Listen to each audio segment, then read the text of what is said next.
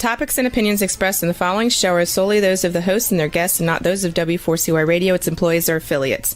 We make no recommendations or endorsements for radio show programs, services, or products mentioned on air or on our web. No liability, explicit or implied, shall be extended to W4CY Radio or its employees or affiliates. Any questions or comments should be directed to those show hosts. Thank you for choosing W4CY Radio.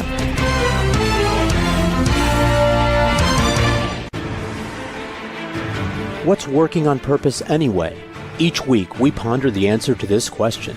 People ache for meaning and purpose at work, to contribute their talents passionately and know their lives really matter. They crave being part of an organization that inspires them and helps them grow into realizing their highest potential. Business can be such a force for good in the world, elevating humanity. In our program, we provide guidance and inspiration to help usher in this world we all want, working on purpose. Now, here's your host, Dr. Elise Cortez.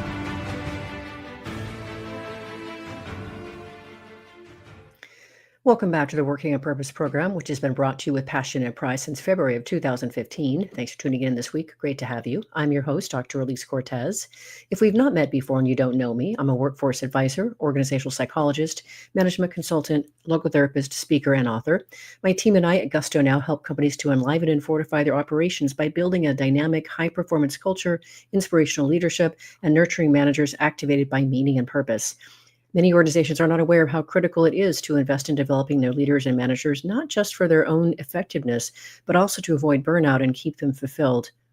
And did you know that inspired employees outperform their satisfied peers by a factor of 2.25 to 1? In other words, inspiration is good for the bottom line. You can learn more about us and how we can work together at gusto-now.com or my personal site, elisecortez.com. If you're just getting into the program, today my guest is Dr. Lamell McMorris, a nationally recognized entrepreneur, activist, and changemaker dedicated to advancing equity and revitalizing underserved communities. He's also the founder of Phase 2 Consulting. Growing up on the south side of Chicago, he went on to find phenomenal success as a DC policymaker, a consultant in the financial and professional sports arenas, and a civil and human rights advocate. He is the author of The Power to Persist, 8 Simple Habits to Build Lifelong Resilience, which we'll be talking about today. We'll be going into what is resilience and why is it important to cultivate habits to support it. He joined us today from Chicago, though his home base is Washington, D.C. Dr. Lamell, welcome to Working on Purpose. Thank you for having me. How are you doing? Well, I'm better. I'm hanging out with you. Sounds like a plan. And let's celebrate this beautiful thing you brought into the world. I can appreciate how you birthed this. It was a beautiful read, Dr. McMorris. I really learned a lot, and I learned a lot about you as well, which was incredibly inspiring, speaking of inspiration. Thank you. Let's start with that. I might call you maybe a walking billboard for a person who has lived and illustrated resilience in life. And I got that both by reading your book, but also by the foreword that you have from Reverend Al Sharpton, who also writes about some of your life instances. So let's just start with a couple dustings of why I think you're uniquely qualified to write a book like this. I've had seasons of life, and by the way, thank you very much again for having me this evening. I've had seasons of life that tested me probably more than I expected. Losing a business and a business partner very suddenly. Overnight. Yeah. Right. Overnight. Navigating the uncertainty of what it means to be an entrepreneur, confronting personal loss, right? Just in life, like all of us do, and learning to start again at various stages of my life. In the foreword, Reverend Sharpton, you mentioned him. He talks about, some of those moments because he's known me for quite some time. He's seen the highs and the lows, career pivots. He's seen my failed partnerships. He's seen me rebuild, and yet, continue to still show up. So those experiences didn't just teach me at least resilience, they required me to actually practice it, right? Long before I ever actually wrote about it. And so, if you say I am a walking billboard, it's not because I did it perfectly. It's perhaps because I just kept going.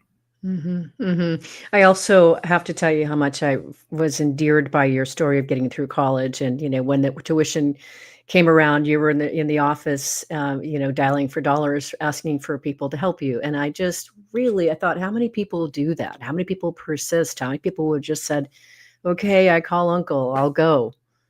It was tempting. I mean, let me not. I don't want to, over romanticize it.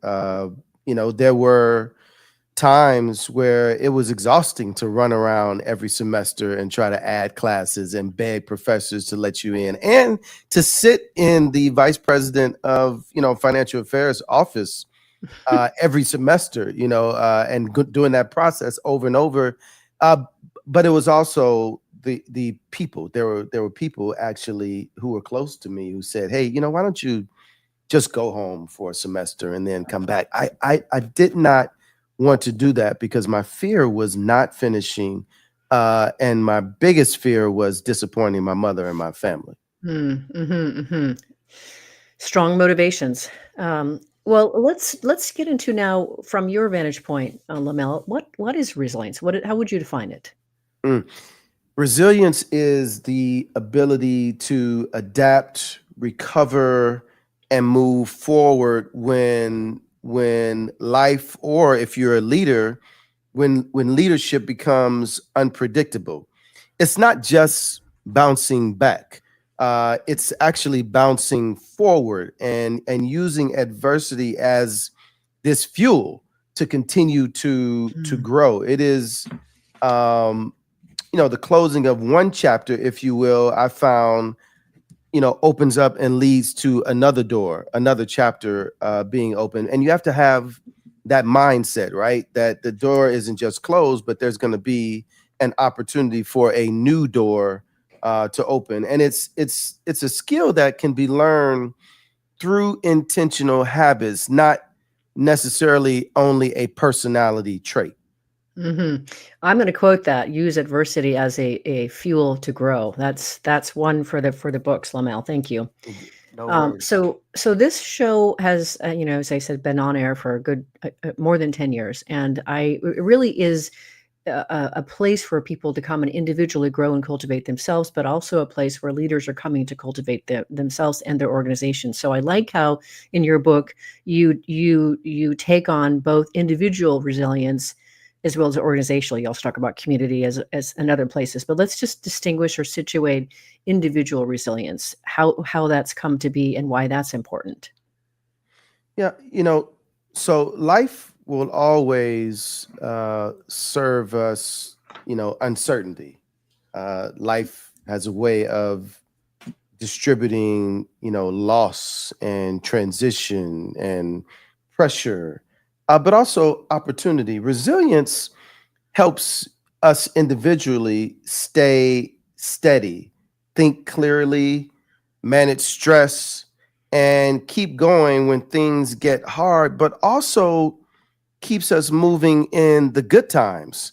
And it's easy to, coast when things are going good. It's emotional and mental strength and that well-being that allows us to lead through both struggle and through success. So, in business today, you know business runs on change. You have economic shifts, you have technological shifts, we have AI, we have uncertainty and a global crisis and workforce burnout.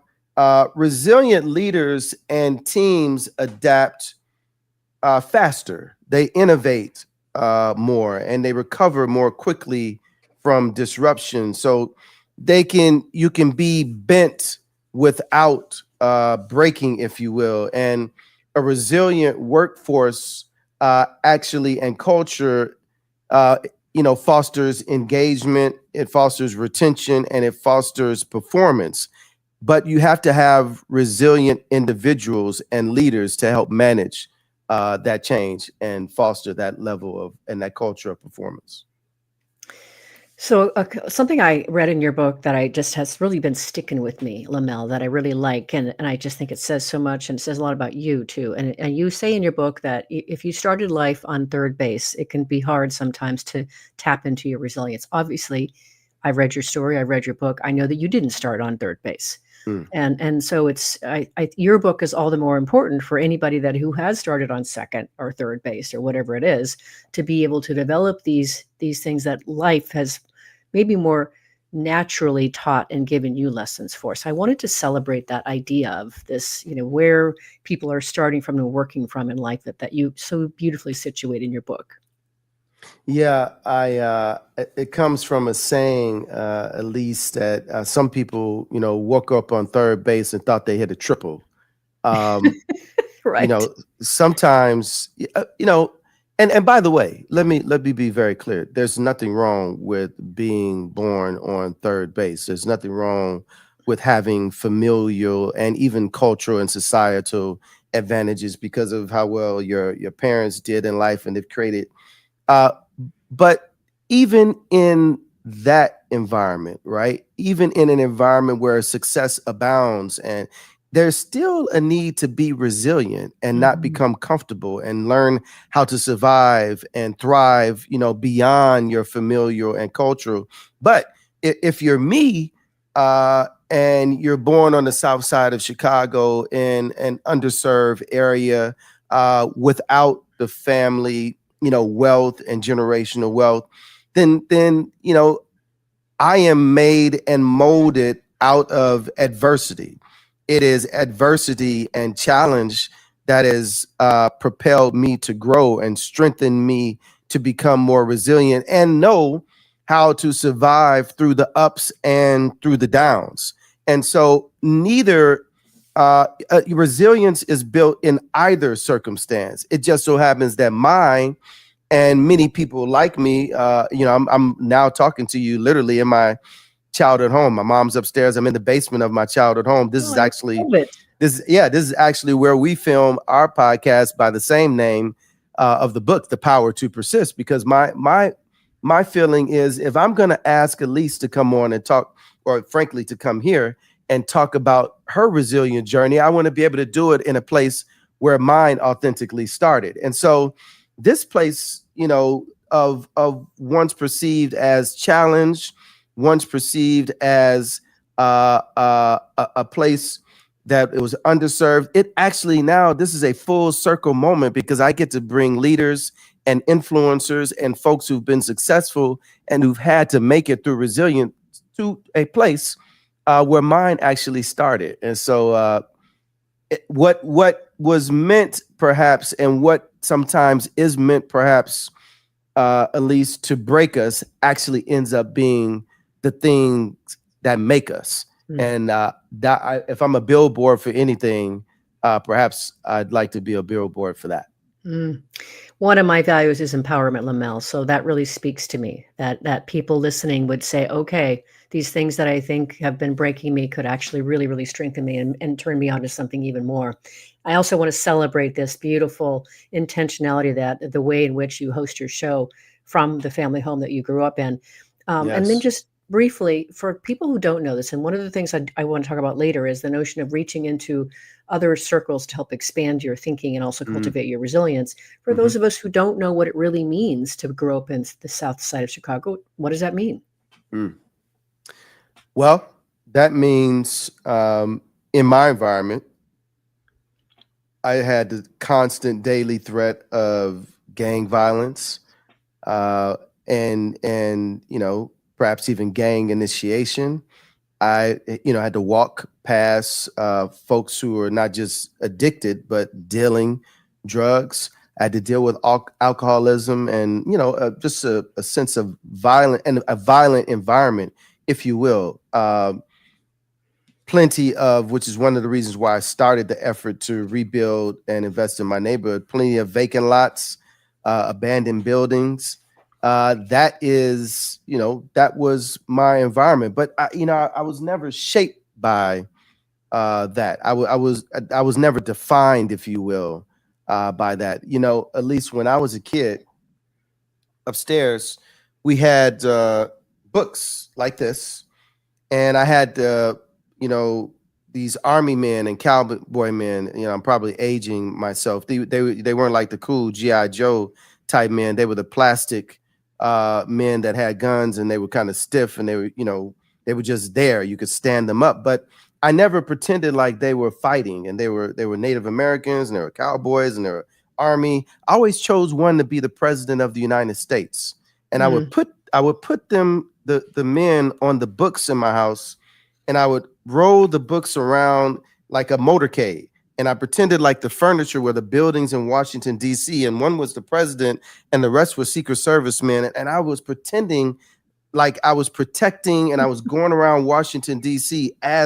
Now this is in this environment where allegedly I grew up with all of this stress and strife and strain, but my world and my mind was somewhere else. So by doing that, I was actually unknowingly creating this resilient environment, because I was putting myself in a place where success thrived, where I thought power thrived, where I thought leadership thrived, where I thought all things positive and good thrive, and where impact thrive. And yet you walk out my door, it was a whole nother reality, but in this place. And how ironic, right? How about resilience and destiny that I would end up years later in the very place that that I was creating mentally, and in this environment that I was creating, I would end up with an office across the street from the White House on Pennsylvania Avenue at 1455, full circle moment. So I hope it's a lesson both to your listeners who are, in our age range, but especially to those that are younger, that we actually can create and model and vision and dictate the destiny of our lives, not the environment that surrounds us. Oh, Lamell, I am so happy to know you. I want to celebrate. Nice to know you too, my friend. Yeah, this is just beautiful. And so I'm so glad I asked you that question, because what you were describing to me is you went into your own world and then you created your own future by how you envisioned it and pulled yourself into it. You hit it right on the head. I literally my mom and my family would have to like step around because they knew that I was in a totally different, no one wanted to disrupt where my head was and whatever environment I was creating for myself. Wow, delightful. That is right there. Something for our listeners and viewers to think about and let it kind of wash over their hearts and their souls as we go on our first break here. I'm your host, Dr. Elise Cortez. We're on the air with Dr. Lamell McMorris, a nationally recognized entrepreneur, activist, and changemaker dedicated to advancing equity and revitalizing underserved communities. He is a policymaker and a consultant in the financial and professional sports arenas, and a civil human rights advocate. We've been talking about what is resilience, why is it important, and how does it serve us. After the break, we're going to take a tour of at least some of his 8 habits that he's offering us to help us build that resilience. We'll be right back.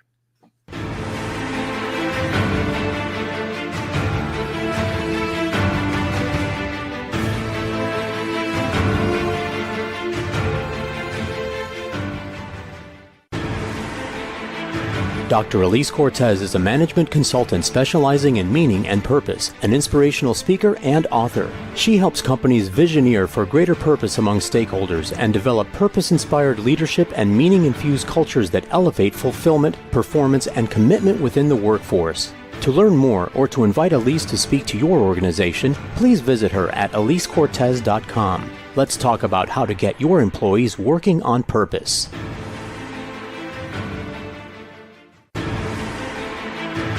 This is Working on Purpose with Dr. Elise Cortez. To reach our program today or to open a conversation with Elise, send an email to Elise, A-L-I-S-E, at elisecortez.com. Now, back to Working on Purpose.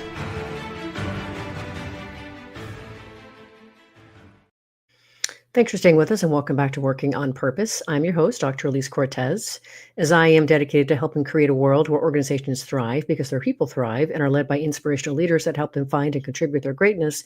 And we do business that betters the world. I keep researching and writing my own books. So one of my latest came out. It's called The Great Revitalization: How Activating Meaning and Purpose Can Radically Enliven Your Business. And I wrote it to help leaders understand today's diverse and discerning workforce, and then provide 22 best practices to equip you to provide what they want through your leadership and your culture. You can find my books on my personal site, elisecortez.com, or on Amazon. If you are just now joining us, my guest is Dr. Lamell McMorris, author of The Power to Persist, 8 Simple Habits to Build Lifelong Resilience.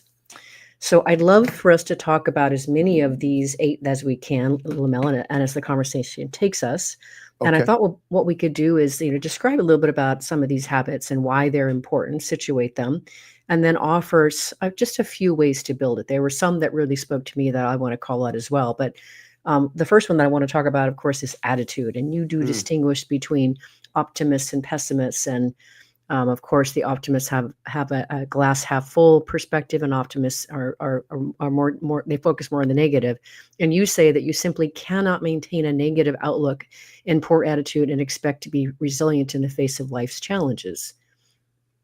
Yeah, I think it's interesting, right? And even probably in the process, at least of writing the book and putting the 8 habits together, if I'm honest, I don't even know that I necessarily initially knew the importance of the order but I think it's so important that I start out with the first habit of our attitude, because our attitude and our mindset really does dictate the other 7 that I talk about. I mean, you really can't, it's hard to be determined, and it's hard to focus, and it's hard to embrace vulnerability. And it's even harder for the last habit of faith to embrace that if you have a negative attitude. So, starting out each day, especially with the ability and the opportunity to foster a positive attitude, is starting out with this notion of gratitude. There's something about, especially at least when you're facing headwinds, there's something about kicking off your day with being grateful for the good things that are going on, for giving gratitude for the positive, and let everything, move forward from that.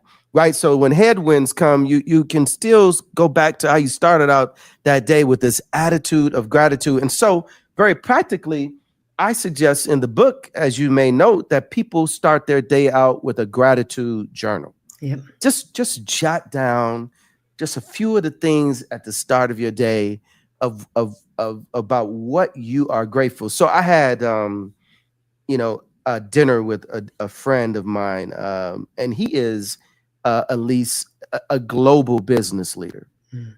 And this is early on. I was talking to him about the book, and he acknowledged to me that even as this global business leader, thriving international business, he kicks off his day with a gratitude walk.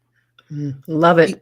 And I said to myself, well, listen, if this guy can kick off his day, with all of this, largesse around him that he controls and has to and lives through and in, then certainly all of us should take this opportunity, because there's something powerful, right? If global business leaders can kick off their day with this attitude of gratitude and actually being grateful for the things, then there must be something to it for us as leaders of people, as leaders of our families, trying to live in community. There has to be something powerful, right?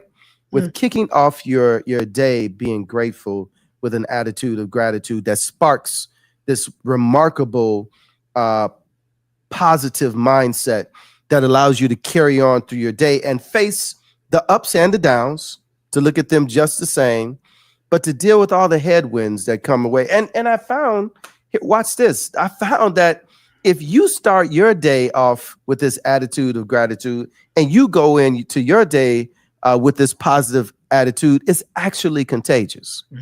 It's like a domino effect. It's like a fire, if you will, that has the opportunity to move on to others. And you have the opportunity to then dictate your surroundings and the individuals, and have impact and influence over all the circumstances around you as well. Well, I can't let this go with that kind of a cue, Lamell. Your 22 days of gratitude. You met some pretty fantastic people in those 22 days. Can you just maybe say a bit about where that idea, that practice came from, and maybe just share one or two of the people that you got to help along the way? Yeah, so it's important, you're right, to set context so folks understand, how in the world I came up with this, why 22 days. So my birthday is June 22nd. And a couple of years, I always try to do something meaningful. I believe that at least we should party with a purpose. So I always try to do something, I'm in. right? Right. I think we should do something meaningful. So at least I try to do something meaningful around my birthday. So you know, this time I decided, you know what? I wanted to do for the 22nd to 22, I wanted to do 22 days of gratitude. I literally just wanted to go around in the midst of my travel around the country, around my business travel, and just find ways to do small acts of gratitude for people that I did not know. And I don't care if I was in Phoenix or Atlanta. I just found, through my network, and I would just call and say, hey. And so I'll give a couple of examples. So I was able to meet in Atlanta a dad who had recently lost his wife to an illness. And now this gentleman who was just accustomed to, being the breadwinner and being dad, now he had to raise his young kids alone and also try to figure out how to maintain his work schedule. I was able to take some time out and meet him and just do a kind gesture for him. And I was very moved by one, his appreciation, and two, his determination to create this environment for his family and to propel and to move forward with a remarkable attitude. He looked tired. He looked worn out, but he was determined. There was another example of a young lady whose mom was tragically killed in a car accident. And she was the eldest of her siblings, and she had very young siblings. So now, not only is she the big sister, but now she is forced into this role of taking care of her younger siblings, being in school herself, ensuring that they go through school, and also that they're housed and fed. And it's the spirit of these individuals. No one I met was down. No one I met, gave a sob story. They were determined to go forward and to do what they needed to do. And I was deeply moved by that. And I was especially moved, when I make that point, there was an elderly woman who needed groceries. Yes. And so I call her and I say, ma'am, what do you need? And she started telling me all the groceries that she needed. Then she said, well, wait a minute. My neighbor down the street, she's homebound too and handicapped, and she needs groceries too. And, can I share some of my groceries? And so that's the contagious part. Yes. So by her telling me, Elise, about, being selfless and not just thinking about herself, but thinking about her friend, even in the midst of her burden situation, that made me double down more and want to do more. So I bought groceries for her and for her friend down the street. And so, this notion of gratitude and our attitudes, that's the contagious part. Mm-hmm. Because not only did she think about someone else, but it made me want to do more. Mm-hmm. And that's the opportunity we have when we embrace this habit.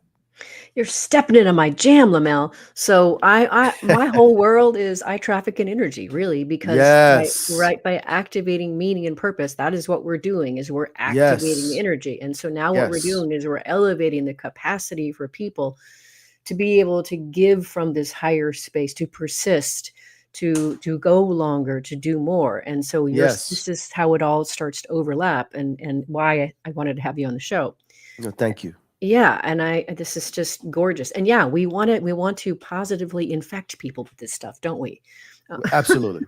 Absolutely. All right, well, let's do it. Okay, so that was just the first habit was attitude. Now, another Yes. one is work ethic, and boy, do you have that in spades. I loved hearing about how you built your practice, your consulting practice, and Yeah.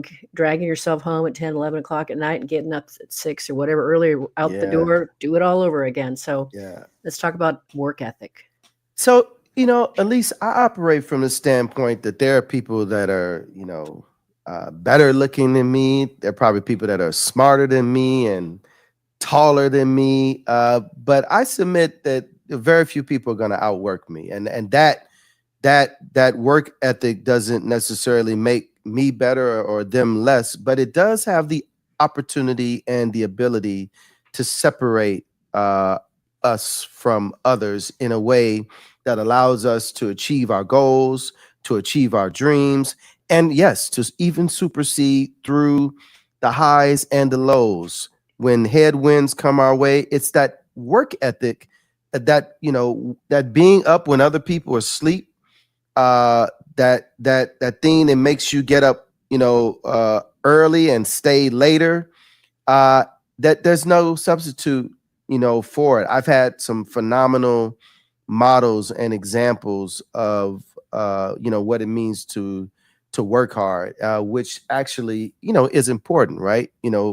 Show me your friends and I'll show you your future. Show me the people that you spend time around, and it tells me a lot about you. And I've had a wonderful opportunity to know and see that hard work literally does pay off, and there is no substitute for hard work in a world and a time when so many things are accessible to us via our phones and by the push of a button, talking into devices, if you will, to turn on a radio or turn the television or even turn the lights on. There is a temptation, right? There is a temptation to not work as hard, to not push as hard. But I submit, and I try to share this with as many young people, especially as possible, that the work ethic coupled with innovation and being smart, but sometimes your work ethic can supplement for the other things that you may not have the highest IQ, you may not be the smartest in your class, but you darn sure have the ability to outwork everyone and to push and to work harder. And that I believe is a fundamental habit to building resilience and being persistent in life. 100%. And so listeners and viewers, since I've read the book and you haven't yet, probably, what Lamell has done is he's given us these 8 habits, and then for each habit, he offers us 7 ways to build that habit. So for the work ethic habit, I want to talk about 2 of them just really quickly. Sure. One of the ways that you offer for us to build our work ethic is to put ourselves in situations where we have to adapt. And one of my coaches is Sean Anderson, who I met on the air several years ago and then coerced him into being my coach. Persistence pays off. But he does this thing, Lamell, where he literally goes and he's a vegan. Let me situate this. He will go into, he travels to different countries and he walks from one end of the country to the other. Mm-hmm. But here's what happens. So when he gets there, he doesn't plan for where he's going to stay or where he's going to get food. Now, if you're a vegan, that's hard to do. And I am a vegan. It is very hard to do. Yes. Okay. So I can relate. Okay. So I have so much respect for that. And boy, if that doesn't build a work ethic, that's one of the things. The other thing that you talk about, which I think is also really interesting, is to use our non-dominant hand to build our work ethic, because we have to work harder. It doesn't come as easy. So just a couple of the things that you offer to us to build our work ethic. Anything else you want to add? No. And the fundamental message in everything you just stated and what I'm trying to put forward, from the example of your friend and your coach who's a vegan to, using your hand that's not as dominant, is the blessing is in the stretch. Yes. When we stretch ourselves outside of our comfort zone. I'll give a real-time example. Today, I received a text message from a young man who was in the audience at a college, Miles College in Birmingham, that I spoke at about the book a couple of weeks ago. and I remembered him because he actually raised his hand and he got up, Elise, and he asked, but what if I'm a little timid? What if I'm, I don't make friends. It's easy. And I was pressing him to step outside of his comfort zone. And so this young man did what I know was very difficult for him to do. He sent me a text message today. And he said, I'm doing what you said. I'm reaching out and I'm asking for assistance and I'm asking for your advice on something. And you know what? My promise to him and any young person is, and what happens is when you step out and you reach out, people will reach back. And that's what I did. And I gave him the assistance he needed. And I was so proud of him. But the blessing, the response, the aid, the assistance, reaching the goal can only come sometimes, at least when we put ourselves in uncomfortable situations and when we stretch ourselves beyond, that which is comfortable for us to do and to be. Amen. And on that, let's take our next break here. I'm your host, Dr. Elise Cortez. We're on the air with Dr. Lamell McMorris. He's a nationally recognized entrepreneur, activist, and changemaker dedicated to advancing equity and revitalizing underserved communities. We've been diving into some of the habits that are in his book. After the break, we're going to keep going and we're going to pick up on vulnerability, which is a perfect takeoff from the story you just now shared. We'll be right back. Absolutely.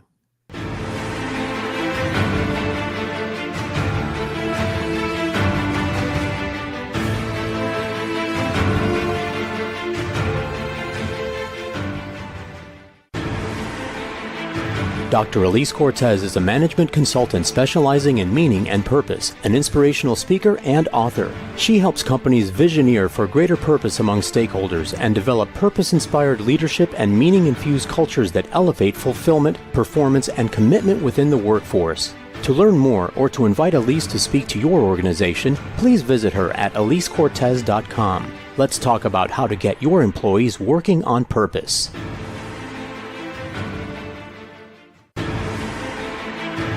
This is Working on Purpose with Dr. Elise Cortez. To reach our program today or to open a conversation with Elise, send an email to Elise, A-L-I-S-E, at elisecortez.com. Now, back to Working on Purpose.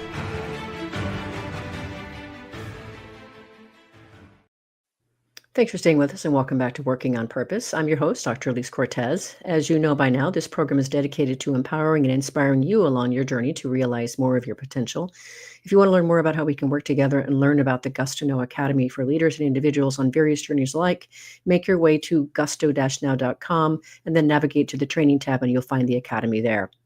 If you are just now joining us, my guest is Dr. Lamell McMorris. He's the author of The Power to Persist, 8 Simple Habits to Build Lifelong Resilience. So I appreciate that you created a space with this young man where he somehow summoned the courage to ask you for help. And of course, one of your habits is vulnerability. Let's talk about the habit of vulnerability. Elise, if I'm honest, it is the habit, all of the habits, frankly, and the book, I want your listeners to understand, represent a journey. These are not things that we have perfected, will perfect overnight. And for me, the most challenging of all of the habits that I put forth is this notion of being vulnerable, right? Because so much of society and what it means to be a leader says that we're supposed to have all the answers and we're never to show weakness. We're always supposed to show strength. And, that's what it means to be the leader. But I found that, admitting sometimes that I don't have all the answers and admitting sometimes that I do need help and admitting it's not constraining. It's actually liberating. It's freeing, right? It actually frees me to, be open to folks helping. And actually it frees the listener, the folks that I'm working with, my team and other folks to say, hey, you know what? I can help. And, I didn't really understand this project totally. And I wasn't really, certain about this task. And it actually pulls people together. And so I submit that this whole notion of what it means to be vulnerable is not confining. It's freeing. It's liberating. And it is a critical, absolutely critical habit for us to continue to work on that helps us build resilience, that helps us, by demonstrating levels of empathy and vulnerability. It actually pulls people, it makes us better leaders. It makes us better family members. It makes us better friends. It makes us, better participants in communities that we're trying to serve and impact when we can identify with people who are suffering. So it's one thing to be in my community right now where I am and to want to make this impact and to want to push things onto people. But when I can actually identify with my neighbor that's struggling and actually needs help as we approach this Thanksgiving holiday, when I don't look down on them and I actually can understand the path and the journey of the homeless guy that I just saw in my alley back here, digging for food, it takes on a whole different notion of service and ability to make a positive impact. No doubt, no doubt. I can tell you, for me, I appreciate what you said about this being that maybe one of the harder habits for you. It's hard for me too, and I'll tell you where I started to learn it. That's when I got divorced 10 years ago. That's when I learned I had to ask for help, and I certainly had to accept help. And as I began to accept help, I began to notice with different eyes how others were suffering, and it gave me much greater compassion. But what about that process made you open up your eyes? What was it? It was that sense of exposing myself, it was, opening myself up, In fact, I mean, I'll just share a funny story with you, really, literally exposing myself. Living alone, I'm getting dressed, and if there's a zipper that can't be zipped by a single person, one needs help. Well, if you live by yourself, you got to find some way to get some help. So my method, right. My strategy, Lamell, was I live in a nice neighborhood with nice big trees and 1950s houses and such. So I would just stand out the front door and I would wait for somebody to come by walking their dog. And as they came by, I'd say, "Hey, how you doing, neighbor? It's great to meet you. Hey, can you help a sister out?" And, Wow. I'm sure the neighbors are like, "Have you met the new neighbor?" Right. Right. But literally exposing myself. So I would say it's like that level, right? Yeah. Where you literally are showing a tender part of yourself. And in so doing, and to your earlier point, having people so beautifully respond to that. That's right. Right. Then it was that nice cycle that renewed it and encouraged it and strengthened it. Yeah, but I would imagine, right? Let's take your story as a perfect example. By going outside and making yourself quote unquote vulnerable and acknowledging that you needed help, I wonder how many new friendships you sparked. I wonder how many fascinating conversations you sparked. I wonder how many ladies walking their dog said, "You know what? The same thing happens to me. I'm just not bold enough to open up the door and yell out, 'Hey, help me zip,' right?" And so you ended up empowering people and giving people courage and strength by showing that level of vulnerability in yourself. Yeah, I believe that absolutely. And of course, with the work that I do with organizations, I know that to be true as well. And in fact, one of the other things that I wanted to celebrate with what you're offering for ways for us to build our vulnerability is to be willing to make unpopular decisions, right? Right. And go against, hold to your values and make that decision, explain it, clarify why it's important to you and why you're doing it, but make the unpopular decision. Be vulnerable to care for others. Those are all ways to build this beautiful habit.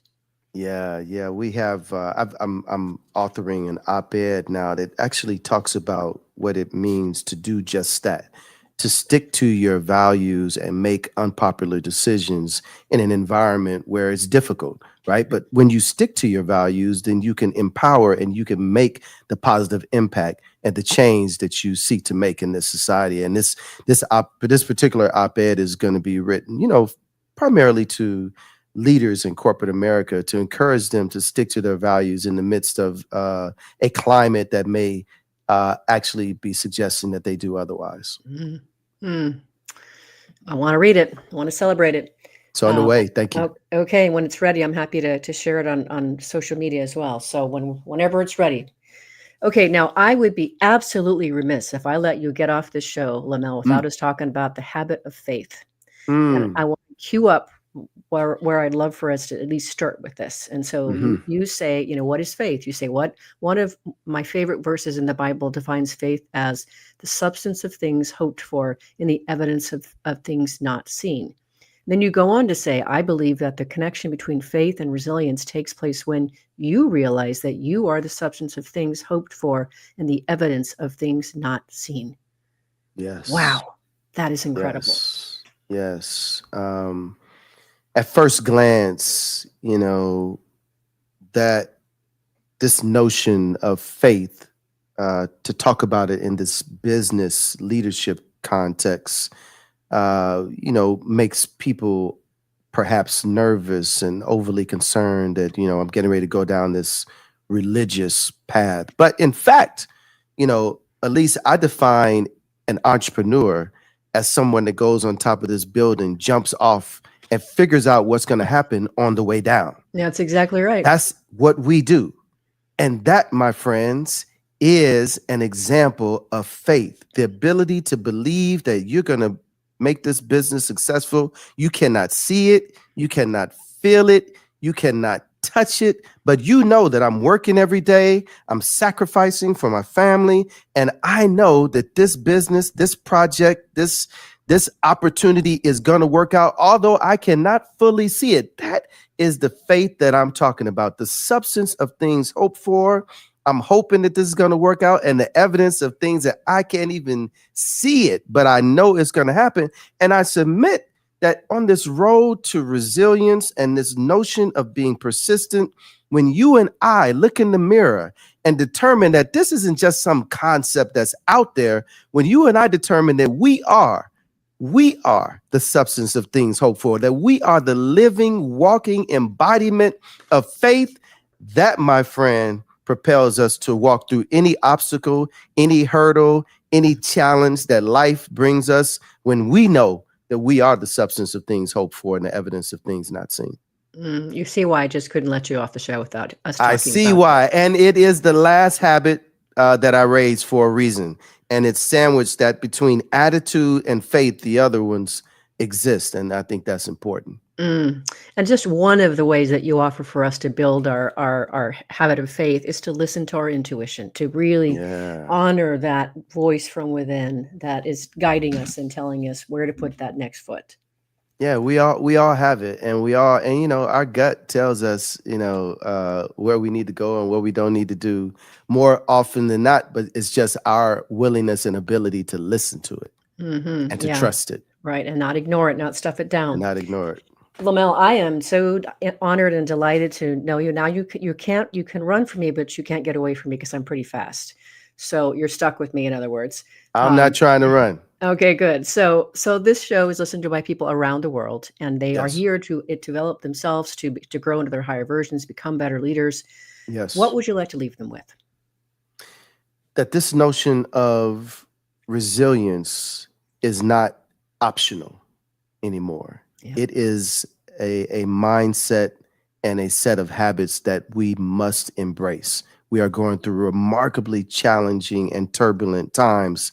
And I submit that people do everything they can to wrap their arms around whatever path they need to take to become more resilient. That is a fantastic and powerful way to finish, Lamell. Thank you again for coming on the show, for writing this book. Thank you for having me. You're very welcome, and being the gift that you are to the world. This is amazing to know you and share you with my listeners and viewers. Thank you. Listeners and viewers, you are going to want to learn more about Dr. Lamell McMorris, and also to learn about the work that he's doing at Phase 2 Consulting, and check out his book, The Power to Persist. So I would suggest you start by going to his personal site, which is lamellmcmorris.com. Let me spell that for you. Lamell, and then McMorris.com, lamellmcmorris.com. Last week, if you missed the live show, you can always catch it via recorded podcast. We were on the air with Cecily Mack talking about her book, Undimmed, the 8 Awarenesses for Freedom from Unwanted Habits. She helped us to understand not only how much time our unhealthy habits rob us in life, but also how much larger we can live without them. Next week, we'll be on the air with Dana Williams talking about her book, The Internal Revolution, Lead Authentically and Build Your Personal Brand from Within. See you then, and together let's lean in and learn how to create destination workplaces where people thrive while doing business in a way that betters the world. Let's work on purpose. We hope you've enjoyed this week's program. Be sure to tune into Working on Purpose, featuring your host, Dr. Elise Cortez, each week on W4CY. Together, we'll create a world where business operates conscientiously, leadership inspires impassioned performance, and employees are fulfilled in work that provides the meaning and purpose they crave. See you there. Let's work on purpose.